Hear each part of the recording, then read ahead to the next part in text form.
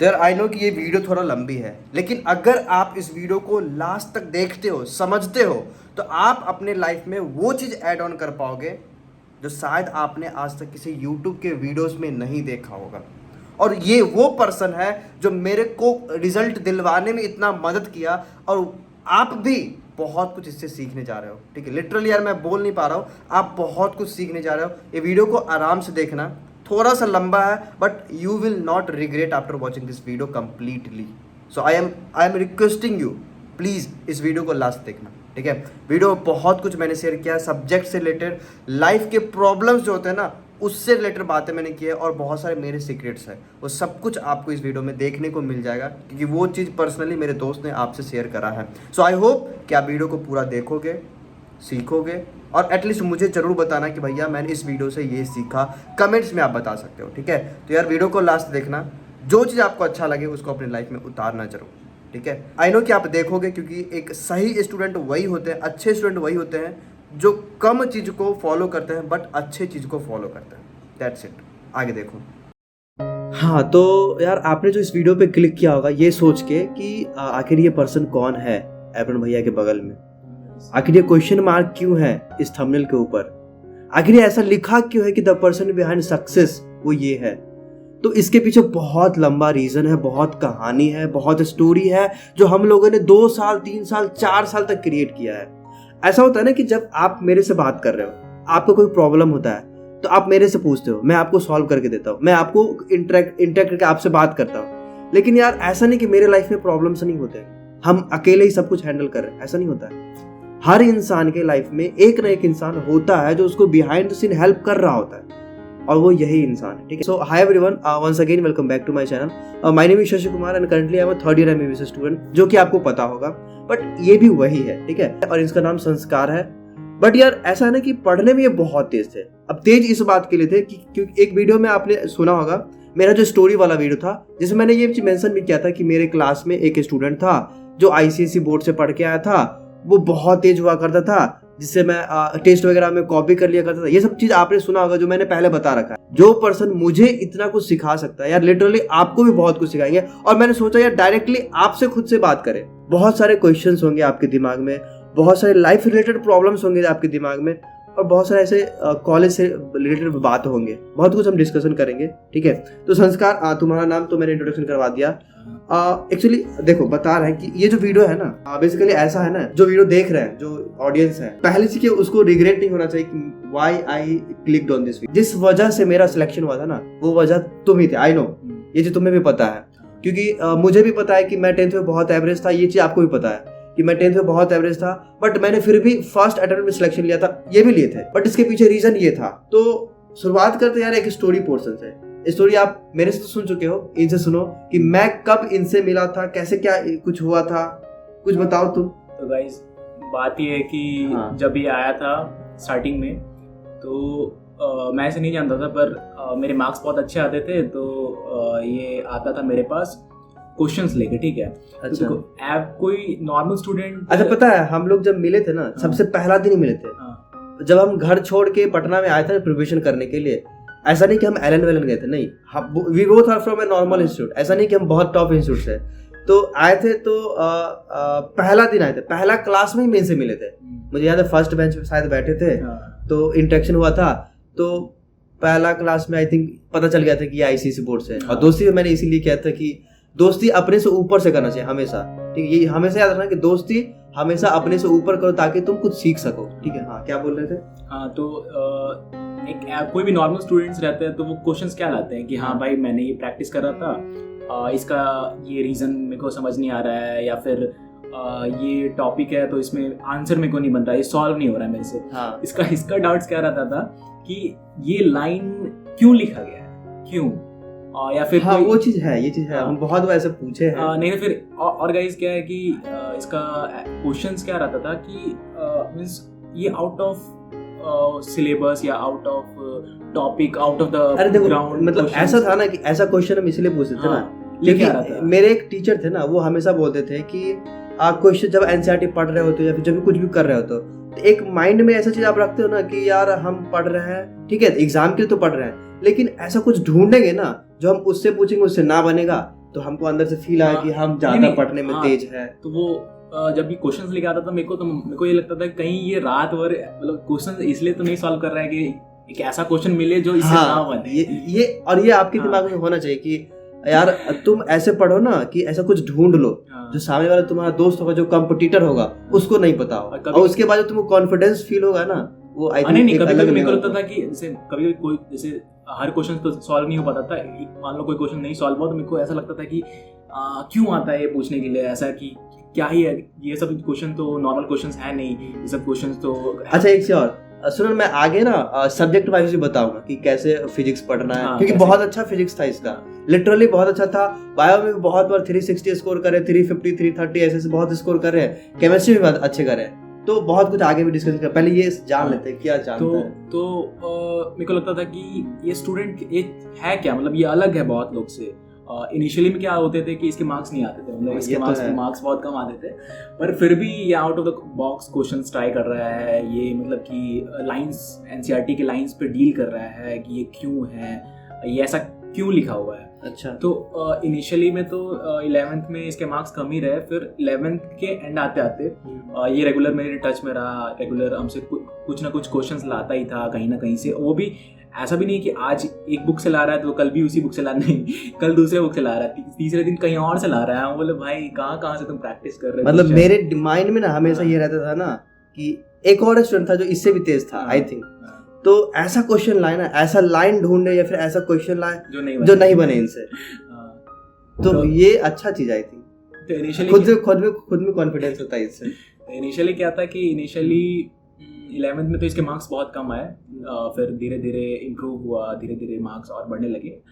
11th के and में मेरे को याद है कि ये टॉप 5 में आ गया था। हाँ, आने लगे थे। तो मेरा मार्क्स में सबसे हाईएस्ट था, तो हम लोग डिस्कस करते थे जो मुझे सेकंड आते थे, मेरे से थर्ड आते थे, कि ये लड़का मतलब कि बहुत कंसिस्टेंट है इसलिए इम्प्रूव किया। तो अगर तुम्हारे ऑडियंस है तो उनको मैं बोलूँगा कि आप कंसिस्टेंट रहो। अच्छा, ठीक है, कंसिस्टेंसी बहुत ही अहम रोल है रैदर देन टैलेंट। ठीक है, अगर आप कंसिस्टेंट हो, आप हर दिन कुछ ऐड ऑन कर रहे हो, कुछ ऐड ऑन कर रहे हो, तो आप ऐड ऑन करते रहो। और सबसे इम्पॉर्टेंट है कि अगर आप देखो लाइफ में कोई भी उतना स्टेबल नहीं होता है कि कंसिस्टेंट है, ऐसे पढ़ रहा है तो रेगुलर पढ़ रहा है। आप अपने से कुछ अच्छे स्टूडेंट्स के साथ रहो जो आपको प्रॉपर गाइड करे, आप उनसे डाउट्स पूछो, आप उनसे मीन्स गाइडेंस लो कि कैसे ये सब्जेक्ट को कवर किया जाए, कैसे दूसरे सब्जेक्ट को कवर किया जाए। मतलब कंसिस्टेंट होना बहुत जरूरी। यार थे हम लोग बहुत कंसिस्टेंट थे। तुमको पता है सिलेक्शन ऐसे नहीं होता, लिटरली हम लोग मतलब यार क्या सैक्रिफाइस नहीं किया। हाँ, वो क्या नहीं किए हम लोग। तुमको मेरे को ये याद है कि हम लोग एक दिवाली साथ मनाए थे। हाँ, वही तो, नहीं गए थे घर हम लोग भाई। और भी तुम्हें पता है ना, देखो एक बार ऐसा हुआ था ना, हम लोग के कोचिंग में ऐसा हुआ था कि बहुत सारे टीचर्स चले गए थे। हाँ, तो एक फेज आया था ना जो सबसे वो अहम फेज था कि भाई आगे क्या करना है, कैसे करना है, कुछ समझ में नहीं आ रहा था कि आगे करना क्या है। तुम समझ रहे हो। तो फिर भी वो फेज को भी हैंडल करके हम लोग आगे बढ़े थे। तुम्हारे टीचर्स मतलब जो तुमको जिससे तुम रेगुलर टच में हो, वही तुमको वही टाइम पे छोड़ के चले गए थे।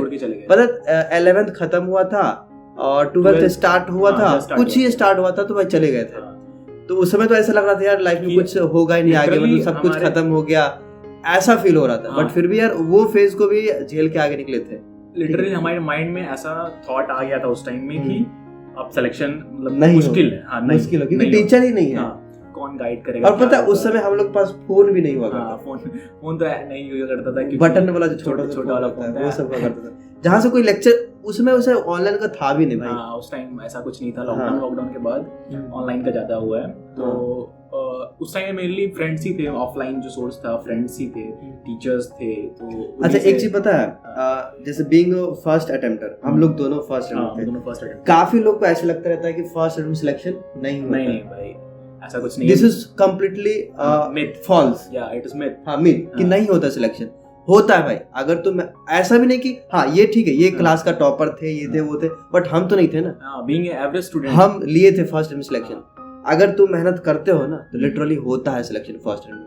क्योंकि एक अमाउंट, हमारे टीचर थे राजीव सर, ठीक है, फिजिक्स के टीचर थे, वो बोलते थे कि अगर तुम एक अमाउंट ऑफ मेहनत है, इतना मेहनत अगर तुम एक बार में कर लेते, मतलब कहने का मतलब 2 साल का जो होता है 2 साल उसमें कर ले तो तुम्हारा सिलेक्शन हो जाएगा। और वही 3 साल में करते तो 3 में होगा, 4 में करते तो 4 में होगा। तो वही बात है कि तुम अगर पहला अटेम्प्ट को ये मान के चलो ना कि ये मेरा लास्ट अटेम्प्ट है, और कुछ परफेक्ट रीजन के साथ प्रिपरेशन करो कि मेरा सिलेक्शन होगा तो मेरे पास मेरे को ऐसा कुछ होगा, ऐसा कुछ चेंजेस आएंगे, मेरे को ये मिलेंगे, ऐसा कुछ चेंजेस आएंगे। हाँ, मतलब तो वो रीजन रहता है ना, परफेक्ट रीजन, तो सही है, जो बार बार मोटिवेट करता है। कुछ अच्छा मिलेगा, अच्छी लाइफ होगी, हाँ। अच्छे लोग अच्छा होंगे। ठीक है, अदरवाइज टॉपिक पे बात करते हैं। लाइफ में कुछ चेंजेस आया है क्या? हाँ, देखो, सिलेक्शन होने के बाद देखिए लाइफ में क्या चेंजेस आते हैं कि आप सबसे पहले आपका कॉन्फिडेंस बिल्ड होता है। आप ये बहुत बड़ी बात आप एक इस कम्युनिटी में ऐड हो रहे हो जो सबसे रिनाउंड है, सबसे ज्यादा रेस्पेक्टफुल है। आप ऐसे डॉक्टर को सेकंड गॉड के नाम से भी बोला जाता है,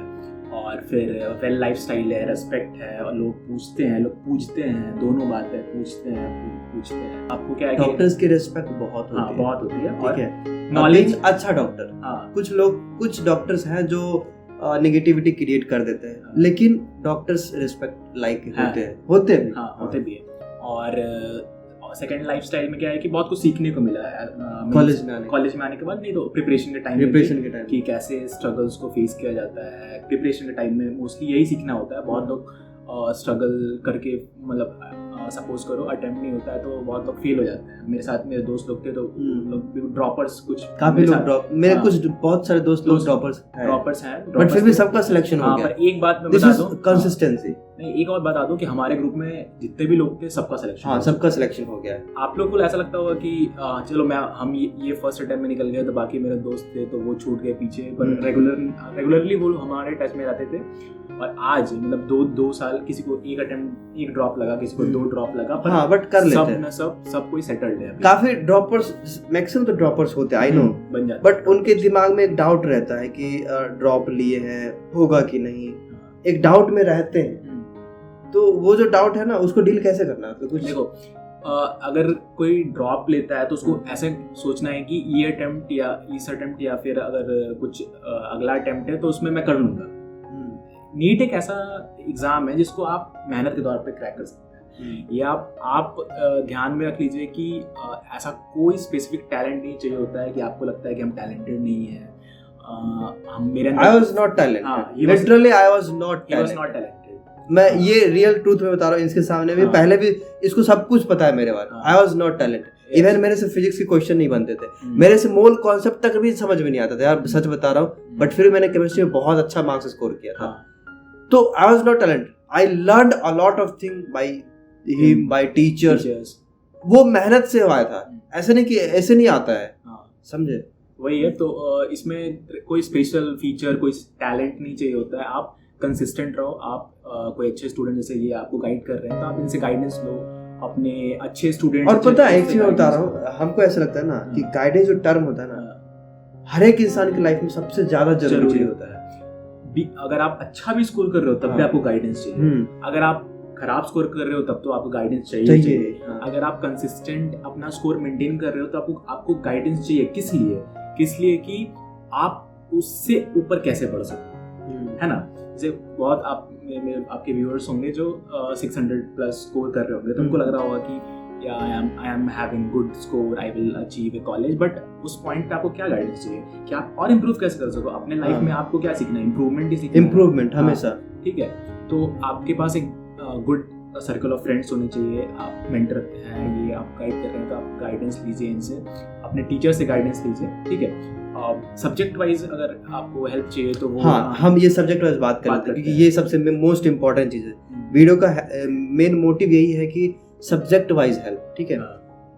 सबसे मोस्ट इम्पोर्टेंट जो हर एक नीट एस्पिरेंट्स के दिमाग में रहता है कि भैया मेरे से फिजिक्स नहीं बनता है। फिजिक्स, और ये बता दो कि physics is the biggest problem. मेरा क्या था कि फिजिक्स से प्यार था ऐसा। हाँ, वो मैंने देखा था क्योंकि पता मेरे पास कोई भी डाउट आते थे, फिजिक्स से कोई भी डाउट आते थे मेरे मैं थोड़ा शाय था कि टीचर्स नहीं पूछता था, डर लगता था। ये एक बात है, तो इसने कभी भी ऐसा मिस नहीं किया कि ये क्वेश्चन मेरे से नहीं बनेगा। सब क्वेश्चन इसने सॉल्व किया।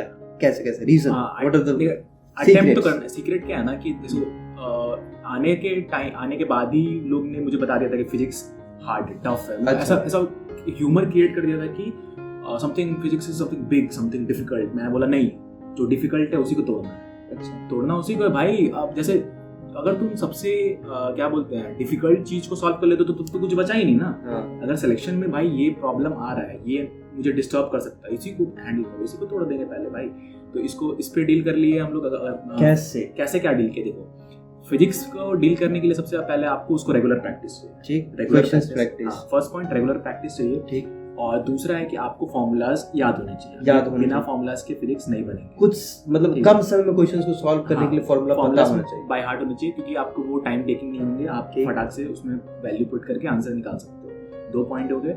तीसरा पॉइंट क्या है कि आपको अगर कोई कॉन्सेप्ट बिल्ड करना है तो आप उसमें रश नहीं कीजिए।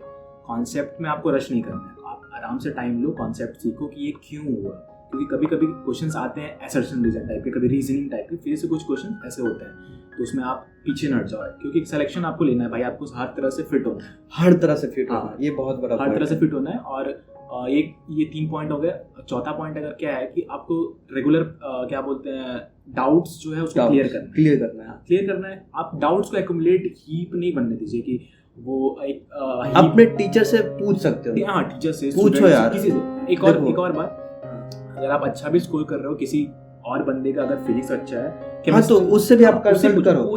डोंट हेजिटेट कि वो मेरे से ज्यादा जानता है, कम जानता है, उससे क्यों पूछे। हाँ, क्यों पूछे, ऐसा मत करना। ठीक है, अगर कोई है फ्रेंड जो तुम्हारे साथ स्टडी कर सकता है, तुमको हेल्प कर सकता है, यार हेल्प लो ना, कोई दिक्कत नहीं। कोई ऐसा मतलब नहीं है कि नीट ही कोई आईआईटी का दोस्त है तो उससे भी आप ले सकते हो। वो भी है जो प्रिपरेशन कर रहा है आईआईटी के प्रिपरेशन, उन लोग के फिजिक्स थोड़ा हार्ड होते हैं तो वो लोग सॉल्व कर सकते हैं। जहाँ से भी आपको मिल सकता है सोर्स नॉलेज का, आप लो। ठीक है, और फिजिक्स सबसे पहले क्या है कि सोचना ही नहीं है कि फिजिक्स कुछ है, सोचना है कि फिजिक्स एकदम इजी है, उसको तोड़ना है। ठीक है, आप पहले डर जाओगे तो फिर आप नहीं कर पाओगे। ठीक है, और ऐसा आप जब प्रैक्टिस करोगे ना, वो एक्चुअली बहुत अच्छा चीज है, बहुत। तो ऐसे हम बोल सकते हैं कि क्वेश्चंस प्रैक्टिस बहुत इंपॉर्टेंट है। क्वेश्चंस प्रैक्टिस करना है, पेशेंस भी रखना है। कभी-कभी होता है कि क्वेश्चन नहीं बन रहा है। एक और बात मैं बता दूं, मुझे याद आया जैसे बात कर रहे थे कि फिजिक्स में क्या होता है कि आप मेहनत करोगे ना तो तुरंत रिजल्ट नहीं मिलता है। तुरंत नहीं। हाँ, कि आप सोचोगे कि आप 3 दिन प्रैक्टिस कर लेते हैं और उसका फिर मेरा मार्क्स 20 नंबर बढ़ जाएगा। नहीं, आप कंसिस्टेंट 3-4 महीने प्रैक्टिस करो, उसके फॉर्मूलाज को गो थ्रू करो, पर 3-4 महीने के बाद अगर आपका मार्क्स इंक्रीज हुआ तो वो ऐसा नहीं है कि वो आपका आगे भी हेल्प करेगा। ठीक है, कॉन्सेप्ट अगर आपका बिल्ड हो गया तो वो टाइम लेगा बिल्ड होने में, पर आगे उसका आपका मार्क्स में दिखेगा। पर ऐसा नहीं कि instant, after some time it will see in your result, you will see in your result that physics आपका अच्छा हो गया है। और जब एक पॉइंट पे आएगा कि अगर आपका फिजिक्स अच्छा हो गया है तो वो अच्छा रहेगा, क्योंकि आपने पहले बहुत मेहनत की है। ठीक है, और सबसे पहले मेन तो यही है कि आपको सबसे पहले घबराना नहीं है। अच्छा, एक चीज बता रहा है, क्वेश्चन जो होता है ना, कभी कभी जो मुझे पता है, ऑडियंस से पता है, बहुत वैसे बोलते हैं वे जो क्वेश्चंस होते हैं ना, रूम पे सोच के बना लेते हैं। जैसे कोई क्वेश्चन मिला टेस्ट में है तो रूम पे सोच के बना लेते हैं, लेकिन जो टेस्ट इंटरवल होता है ना उसमें हिट नहीं करता है कैसे बना है। ये इसका मेन, उसके लिए कोई पहले से स्ट्रेटजी नहीं, स्ट्रेटजी नहीं है। उसका मेन रीजन क्या है कि लैक ऑफ प्रैक्टिस मतलब आप प्रैक्टिस में नहीं है। ठीक है, आप घर पे हैं तो आपके पास माहौल है, आपके पास टाइम है, आप उसमें वैल्यू पुट करके, आपका सोर्स भी है, आप वैल्यू पुट करके उसमें पता है। इससे मेरे को एक बात याद आया, एक समय था जब फिजिक्स मेरे से भी नहीं बनता, बट एक समय के बाद बनने भी लगा था। तो उस समय मेरे दिमाग में था ना कि हाँ, रूम पे ये चीज जो प्रॉब्लम हुई मैंने बताया, वो मेरे साथ भी होता था कि टेस्ट में नहीं बन रहा बट रूम पे बन जा रहा है। तो शायद तुम ही बताए थे, कोई बताया था कि क्वेश्चंस प्रैक्टिस करो बहुत। तो मेरे दिमाग में एक चीज आया था ना कि यार इतना क्वेश्चंस प्रैक्टिस कर लेंगे ना कि इस चैप्टर से बनने वाले जितने भी डिफरेंट टाइप्स के क्वेश्चन होंगे ना, सारा टाइप्स मेरे से बन जाएगा। ये जब आप कर लोगे ना तो यार कितने टाइप होंगे। जैसे एक चैप्टर है, कोई रोटेशन है, तो कुछ 10 टाइप के क्वेश्चन बनते होंगे उससे। तो अगर वो 10 टाइप के क्वेश्चन पे अगर आप 20-20 क्वेश्चन उस 10 टाइप पे कर लेते हो जाएगा, है ना। तो यही चीज करना होता है। तो ये जनरली तुमने बताया कि बहुत लोग का ये प्रॉब्लम रहता है, एक्चुअली में ये प्रॉब्लम रहता है। इसमें क्या होता है कि वो लोग रूम पे कंफर्टेबल क्लाइमेट में और प्रॉपर टाइम में माइंड डिस्टर्ब उसमें वो बना लेते हैं, क्योंकि वो एक ही टाइप के question solve, generally questions wise solve कर रहे होते हैं तो बन जाता है। और एग्जाम में क्या होता है, मिक्स्ड क्वेश्चंस और अलग से pressure, exam pressure and all.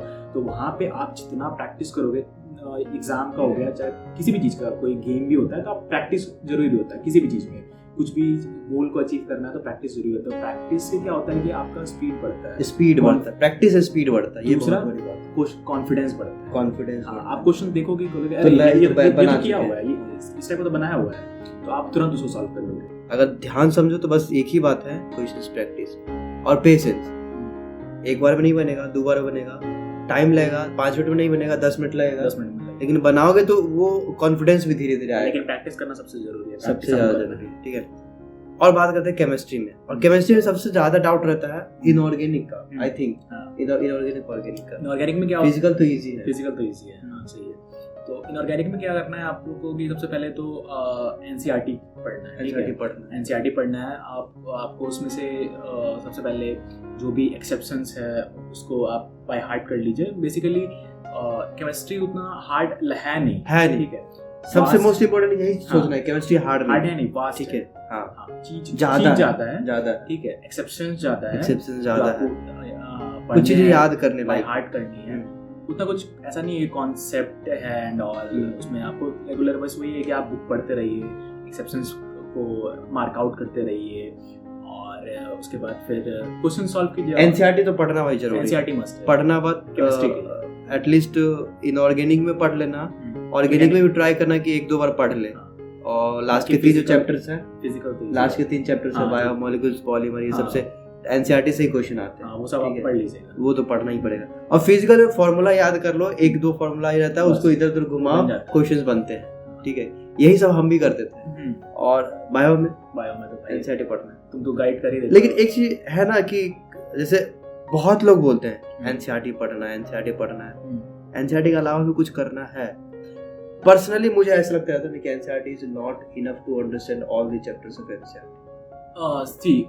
क्या करना है कि अगर आपको किसी चैप्टर में क्वेश्चंस नहीं बन रहे हो, ठीक है, अगर आप क्वेश्चंस बन रहे हो तो कोई प्रॉब्लम नहीं है, पहले इनफ आपको कंपटीशन पे ही ध्यान देना है, ज़्यादा नॉलेज गेन करने की जरूरत नहीं है, कंपटीशन के बेसिस पे आप पढ़िए, ठीक है। अगर आपको किसी चैप्टर में क्वेश्चंस ही नहीं बन रहे हैं आपसे, तो आप क्या करो कि थोड़ा सा आप आउट ऑफ द बॉक्स जा सकते हो। एक्चुअली तुमको मेरा बात याद होगा, जैसे हम क्या करते थे ना, जो भी मेरे पास कंटेंट रहता था सबको पढ़ते थे, हमको याद है, हम सबको पढ़ते थे, इसलिए तुम फंसते भी ज्यादा थे, फंसते भी बहुत ज्यादा। मैं गाइड करूंगा ये कि ज्यादा आउट ऑफ द बॉक्स ना जाए, एनसीईआरटी फोकस रखें। अगर आपके क्वेश्चंस ही नहीं बन रहे, आपके मार्क्स ही उसी वजह से लॉस हो रहे हैं, तब आप किसी चैप्टर में थोड़ा सा एक्स्ट्रा मॉड्यूल वगैरह, हाँ मॉड्यूल्स आपके जो जैसे होता है ना, कभी कभी ऐसा भी होता है कि एनसीईआरटी की लाइन कुछ समझ में नहीं समझ में, हाँ, बट अगर उसको तुम कहीं और से पढ़ते हो ना, आप क्रोम तो से समझ में आ जाता है, क्रोम से, फोन वगैरह का यूज करते से अगर अवेलेबल है तो, नहीं तो किसी के और गाइडेंस में कि ये चैप्टर में इनको समझ नहीं आ रहा है, टीचर से पूछ सकते हैं, दोस्त से पूछ लो, मॉड्यूल्स पढ़ सकते हैं। देखो अगर तुम पर वो ये कि ऐसा रिसोर्स का बात करोगे ना, 2 रिसोर्स सबसे मस्ट है, एक तो आपका एनसीईआरटी और दूसरा क्वेश्चन बैंक, जहाँ से तुम क्वेश्चन सॉल्व करोगे, ये तो मस्ट है। अब तीसरा रिसोर्स में है आपके पास मॉड्यूल, जो सबके पास रहता है अपने अपने कोचिंग का।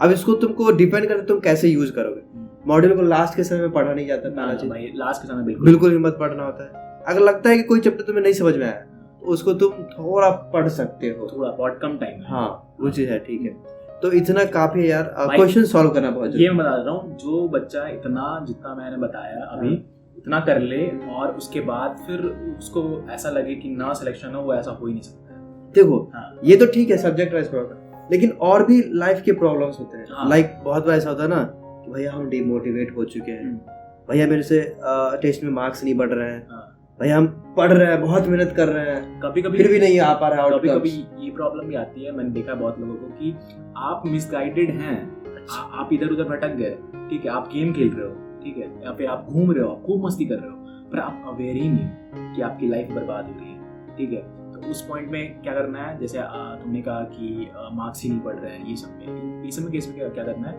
कि आप हेल्प लो, आप किसी अच्छे से हेल्प लो, टीचर से हेल्प लो, सेल्फ रियलाइजेशन अगर कर सकते हो तो वो भी करो, ठीक है। आप हेजिटेट मत करो किसी से कि शेयर करने को में, किसी ऐसे से शेयर मत करो जिससे जो आपका मजाक उड़ा दे, ठीक है। कोई वेल नॉलेजेबल पर्सन, आपके भैया जो हो, जो कहीं अच्छी जगह पे हो, आपकी कोई दोस्त हो, आपके टीचर, हेल्प लेने की कोशिश करो, ठीक है। इस पॉइंट ऑफ टाइम में ये इतना मतलब कि और यार एक लाइन भी है ना कि कोई भी सक्सेस होता है ना, उसके पीछे ओनली मी नहीं होता है, ऑलवेज वी होता है। मतलब वो जो वी होगा ना, या तो सामने से आपको हेल्प कर रहा होगा या फिर पीछे से हेल्प कर रहा होगा, लेकिन हेल्प कर रहा होता है। और आप अकेला कुछ भी नहीं कर सकते हो, अकेला कोई भी अचीवमेंट नहीं होता यार। आई थिंक कि अकेला कोई भी अचीवमेंट नहीं होता, इवन तुम ऐसे भी स्टूडेंट को समझो जिसको तुमको लग रहा कि ये अकेला कर लिया, बट ऐसा नहीं होता, वो भी टीचर से पढ़ रहा होता है, टीचर से पूछ रहा होता है, सीख रहा होता है कहीं से, या दोस्त से सीख रहा होता है, या फिर उसके पीछे कोई ना कोई होता है जो उसको उस फेज में मदद कर रहा होता है जिस फेज में उसको जरूरत होता है। जब हम कभी बहुत ज्यादा डिमोटिवेटेड होते हैं, कुछ प्रॉब्लम से सफर कर रहे होते हैं, अगर उस समय कोई आपके पास है जिससे आप शेयर कर सको, अच्छा तो वो यार गोल्ड की तरह होता है। वो जो आदमी होता है मींस लाइक वैसा पर्सन अगर है ना आपके लाइफ में, तो उसको बचा के रखो, उससे हेल्प लो, म्यूचुअल बेनिफिट और तुम भी उसकी हेल्प करो। हाँ वही तुम भी उसको गाइड करो, आपस में प्लान्स बनाओ, आपस में एग्जीक्यूट करो। और एक और सबसे बड़ी चीज है ना कि लाइफ में अच्छे दोस्त होना बहुत जरूरी है। एक कुछ करो चाहे नहीं करो, अच्छे दोस्त जरूर बनो, क्योंकि वही दोस्त होगा जो तुमको आगे लेके जाएगा। ठीक है। और अगर दोस्ती बुरे लोगों से हो गया तो भाई तुम पीछे भी जाने वाला। ऐसे बहुत एग्जांपल्स मेरे पास है सुनाने को, मतलब मैंने खुद भी देखा यार, मेरे रिलेटिव्स में भी है ऐसे, कुछ मेरे स्कूल्स के फ्रेंड थे जो बहुत अच्छे थे पढ़ने में, लेकिन उसका दोस्ती कुछ ऐसे लुच्चा लफंगा लोग, ऐसे आवारा लोग से हो गया ना कि चेंज हो जाता है लाइफ। हम कहाँ है और वो अभी कहाँ है। हाँ, आप क्या करो, अंतर आता है इस फेज में सेलेक्टेड पीपल से contact, less contact, less but अच्छा, good, less but good means proverb है ना कि क्वांटिटी में is not always not preferable, quality is preferable. Quality वाला फ्रेंड रहेगा तो इस पॉइंट पे क्वालिटी आप प्रेफर करो, कम लोग से अटैच। अच्छा एक कुछ ना, हम लोग अपना स्ट्रगल वाला स्टोरी शेयर करते हैं। हम लोग क्या स्ट्रगल, एक स्टोरी मैं सुनाना चाहता हूँ जो सबसे पास है मेरे, कि एक्चुअली मेरी बात है कि मैं जनवरी के टाइम से डिस्ट्रैक्ट हो गया था। मतलब मैं गेम खेलने लगा था बहुत ज़्यादा।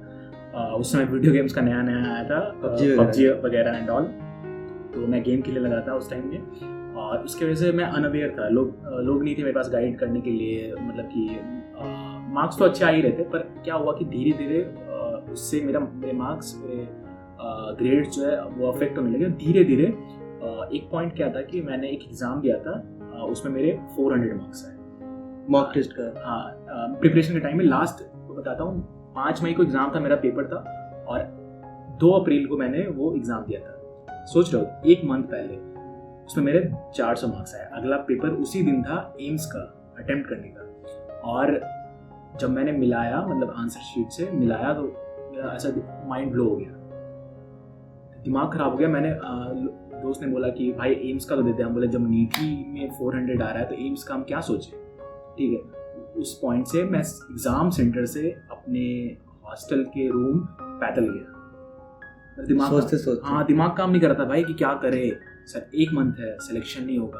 पर वही है कि मैंने 11-12 में बहुत अच्छे से प्रिपरेशन की थी, तो मैं पर उस पॉइंट पर ये कंफर्म था। मैंने घर पे बताया कि मेरे 400 मार्क्स आ रहे हैं। मम्मी बोली कि 1 मंथ में क्या कर लेगा, बहुत मुश्किल है, पर एक सेटिस्फेक्शन करेंगे, करना है, क्यों नहीं क्योंकि तुमको ना पहले रियलाइज हो गया कि तुमने गलती की, और मैं करूंगा सही इसको, और जितना मेहनत करना हो करूंगा। उसके बाद लिटरली मैं 16 घंटे पढ़ा, 16 घंटा, बहुत मेहनत की। लास्ट का जो फेज होता है ना, नीट का ही हम बात कर रहे हैं, लास्ट का जो फेज होता है ना, उसमें लिटरली बहुत मेहनत चाहिए होता है। तो इस आपने एक और चीज है कि आपने स्टार्टिंग में नॉर्मल मेहनत कर रखा है, कॉन्सेप्ट को समझ रखा है, क्वेश्चंस प्रैक्टिस कर रखा है, बट ये जो लास्ट का समय होता है ना, अगर इसमें मतलब लास्ट का 1-1.5 मंथ जो बचता है उसमें अगर नहीं करोगे तो सिलेक्शन नहीं होगा, करोगे तो सिलेक्शन हो जाएगा। सीधी सी बात है। मतलब कि कंसिस्टेंट मेहनत तो 2 साल जरूरी है, पर वो जरूरी है, लास्ट में भी सिंसियर होना पड़ेगा। और इसमें इस स्टोरी में जो बताया अभी, उसमें क्या करना है आपको कि सबसे पहले बहुत सारे स्टूडेंट्स के जो कम मार्क्स आते हैं वो लोग होप छोड़ देते हैं। नहीं, आपको अच्छा, मैंने बहुत बार अपना मार्क्स शेयर किया है। तुमको पता है कि मेरा मार्क्स कितना आता था? अभी ये मैं बताता हूँ इसका मार्क्स कितना आता है। इसका मार्क्स 480, 460, 425, 380 भी बहुत बार गया है। मैं बताता हूँ, इसका सबसे हाईएस्ट मार्क्स 500 ही है, 510 के अप्रॉक्स था, और वो भी जस्ट एग्जाम के पहले। हाँ, और वो भी जस्ट एग्जाम से पहले। ऐसा भी नहीं है कि 11th पे ला रहा है, 12th पे ला रहा, नहीं, जस्ट एग्जाम के ऐसा भी है ना। दिस वाज जस्ट एक और बता दूं, तुम्हारा जो नीट का मार्क्स है वो तुम्हारा हाईएस्ट मार्क्स है। मॉक टेस्ट का सबसे हाईएस्ट मॉक टेस्ट क्या मतलब पूरे के लाइफ प्रिपरेशन का लाइफ का सबसे ज्यादा हाईएस्ट मार्क्स है। और ये तुम सोच रहे हो कि जो मेन एग्जाम में अगर कोई हाईएस्ट अचीव करता है। अच्छा, तुम मेरा स्ट्रगल तुम शेयर करो कि लास्ट के समय में हम क्या करते थे। देखो, लास्ट के टाइम में क्या था, ये लाइब्रेरी ज्वाइन किया था, और लिटरली लाइब्रेरी में क्या कि 12-12 घंटे 14 घंटे लगे हुए हैं लाइब्रेरी में, कंटिन्यूअस लाइब्रेरी, रूम पे भी आ रहा है, वापस में खाना खा रहा है, पढ़ रहा है, क्वेश्चन खाना खाने के लिए जा रहा है, उससे भी हाँ, क्वेश्चंस उससे पूछ रहा है, discuss डिस्कशन कर रहा है, मतलब कंसिस्टेंट मेहनत की इसने, कंसिस्टेंट एकदम चाहिए होता है। क्योंकि I was not a topper, literally I was not a topper, तो मुझे उस लेवल का मेहनत चाहिए था, क्योंकि मेरे अंदर दिमाग में एक था ना कि भाई इसका सिलेक्शन हो जाएगा, उसका भी हो जाएगा, अब मेरा नहीं होगा तो फिर हम क्या करेंगे अकेले, फिर मुझे कोई गाइड करने वाला कोई नहीं रहेगा, कोई बताने वाला नहीं रहेगा, हम अकेले करेंगे क्या। मतलब ऐसा देखो, पता एक इंसिडेंट हम शेयर कर रहे हैं, हम लोग का एक रिशफलिंग हुआ था ना क्लास में, ठीक है, उससे मुझे ऐसा लगता था ना कि अगर हम इस क्लास से दूसरे बैच में चले गए तो मेरा सिलेक्शन नहीं होगा, क्योंकि I was totally dependent on संस्कार एंड एक और दोस्त था रणविजय उस पे, क्योंकि उसका जरूरत था मुझे कि दूसरे बैच में चले जाएंगे फिर क्या दोस्ती होगा, किससे होगा, किससे पूछेंगे, तो ये सब चीज हो गया था, माहौल मिलेगा कि नहीं, वैसा कंपटीशन वाला ऐसा रहता था हमेशा कि मुझे टेस्ट में एटलीस्ट इसको कॉम्पिटिट करना है, एक और था उससे नहीं हो पा रहे थे बट इसको करना है, ठीक है, तो ऐसा कंपटीशन वाला भावना था अंदर से, ठीक है, तो वो चीज जिसको लेके हम बहुत मेहनत करते थे, ठीक है, तो यही है कि कंसिस्टेंट रहा, एवरेज था पर कंसिस्टेंट रहा, इसलिए सिलेक्शन को अचीव किया। आप लोग भी एवरेज हो, कंसिस्टेंट रहो, और दिस इज नॉट, ये मैटर नहीं करता कि आप एवरेज हो कि बहुत पुअर कुछ भी हो, ये या बहुत फालतू रीजन है, कोई सब फालतू के रीजन है।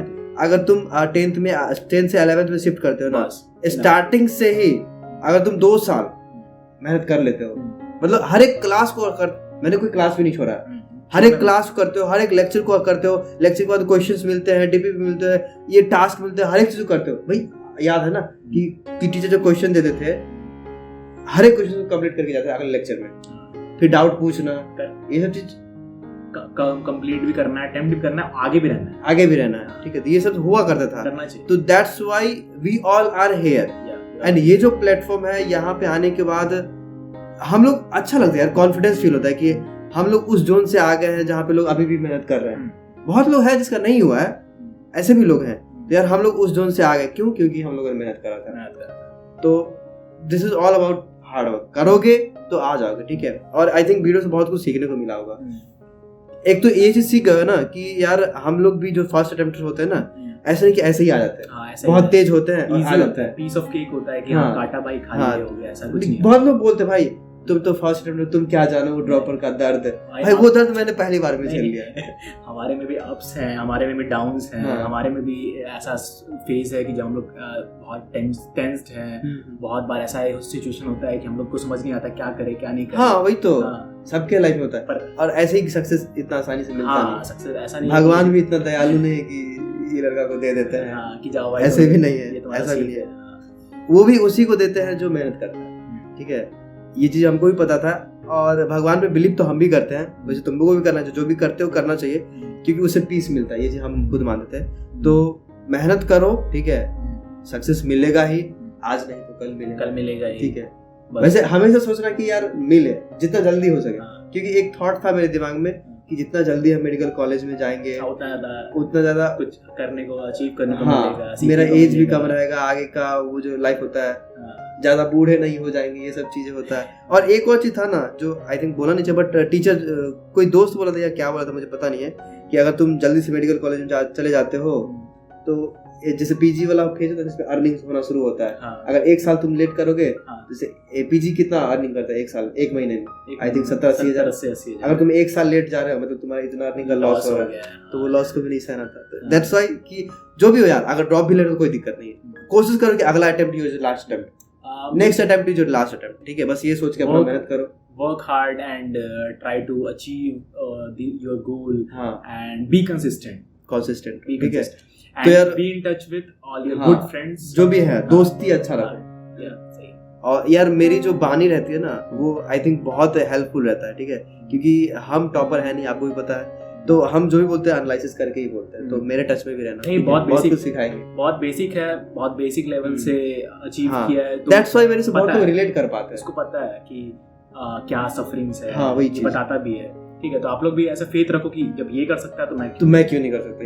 ये हम बहुत लोगों को बताया कि भाई जब हम कर सकते हैं, एक और दुनिया का कोई भी एग्जाम अगर हम कर सकते हैं, तुम कर सकते हो, तो तुम भी कोई भी कर सकता है, बस सिंपल सी बात, ठीक है। आई थिंक यार इतना काफी है तुमको मोटिवेट करने के लिए, बहुत कुछ सीखे भी होगे, ठीक है।